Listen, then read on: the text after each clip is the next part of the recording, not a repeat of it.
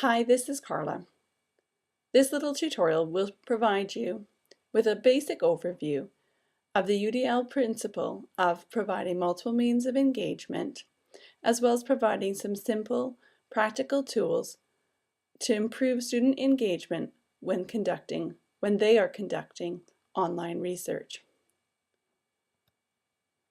Universal Design for Learning has 3 guidelines: providing multiple means of engagement, multiple means of representation, as well as multiple means of action and expression.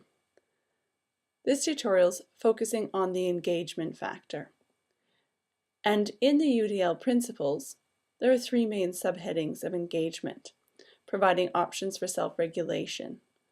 So how can we provide students with coping strategies and skills? The second subheading is options for sustaining effort and persistence. So perhaps varying the demand to suit the challenge for the student. And that will be the focus of our webinar today. But also this principle looks at options for recruiting interest. So providing student choice, perhaps a tic-tac-toe board for assignments. So let's move on to our focus today: providing options for sustaining effort and persistence. And we're going to look at by varying the demands and resources to optimize challenge. Here are a few tools I've used with students to help vary the demand and resources when they are conducting online research. So we'll have a look at how to conduct a Google search by reading level, how to use the Speak selection on an iPad, how to use the Wikipedia Simple English version, as well as how to use the website or app Instagrok to conduct research.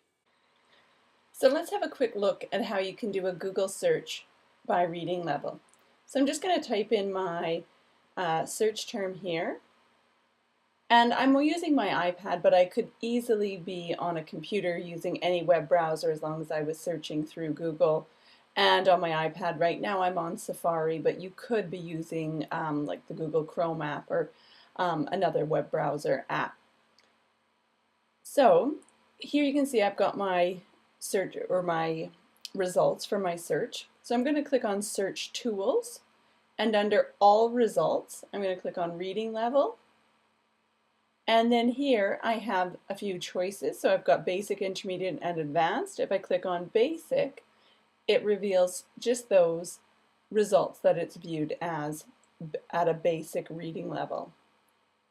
So if I scroll down and I click on this one here, so I can see I've got a small amount of text. So that's going to lead us into our next tool, using the Speak selection feature. So in order to find that on your iPad, you need to go into the Settings app. So I'm just going to click on my home button to go back there. I'm going to open up my settings, and I'm going to click on, under the settings, I'm going to click on General, Accessibility, and Speak selection. I'm going to turn that on. And here I'm just going to drag this slider a little bit to the slower side, as this is normally quite fast by default. Speak selection reads selected content. And you'll hear that a sample of speech. Once you've set that, you're fine. So I'm just going to double tap my home button, and I'm going to go back to my Safari web page. What I'm going to do now to make that be read aloud to me is I'm going to press and hold on the web page until I can select the area of text.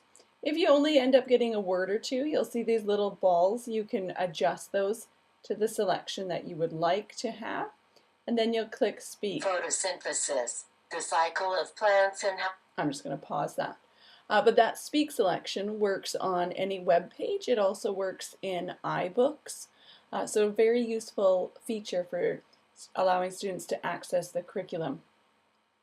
So we also said we were going to have a little look at the Wikipedia Simple English.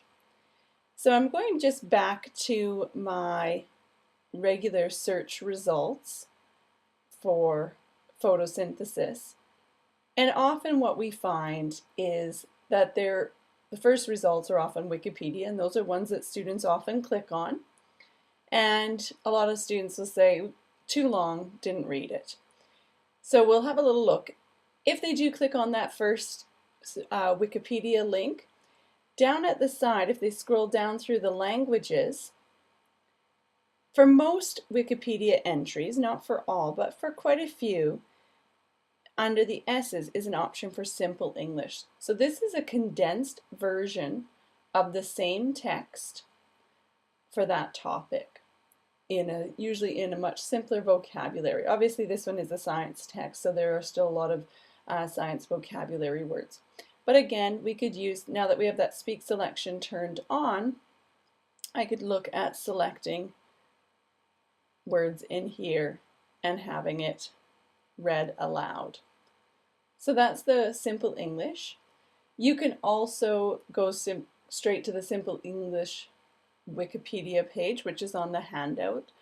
That'll be uploaded with my post. And likewise too, if you're using the Wikipedia app, in the settings you can change it to the default to be Simple English. So the other tool, the last tool I wanted to have a quick look at is called Instagrok. So Instagrok is a website and it is an app, so it's instagrok.com. But the app I'm going to look at, because the website does work on the app on the iPad, but the app is just a little bit of a nicer view. So I'm just going to go down here and I'm going to just search for my Instagrok app. There we go. So Instagrok is kind of a search engine in its own. So again, it just asks me what I would like to learn about. I can type in my keyword, so photosynthesis, and then I'll hit grok. So it can take a few seconds for it to grok your term, but what it does is it creates a little mind map and with little snapshots of information.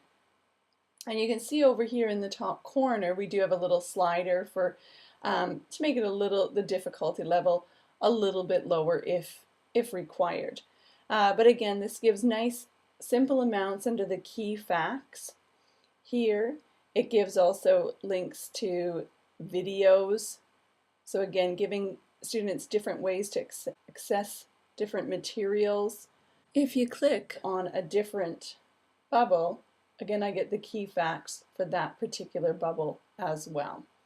So I do really like using or encouraging students to use the Instagrok app when they are conducting a little bit of independent research. So thanks for watching. That's all for me.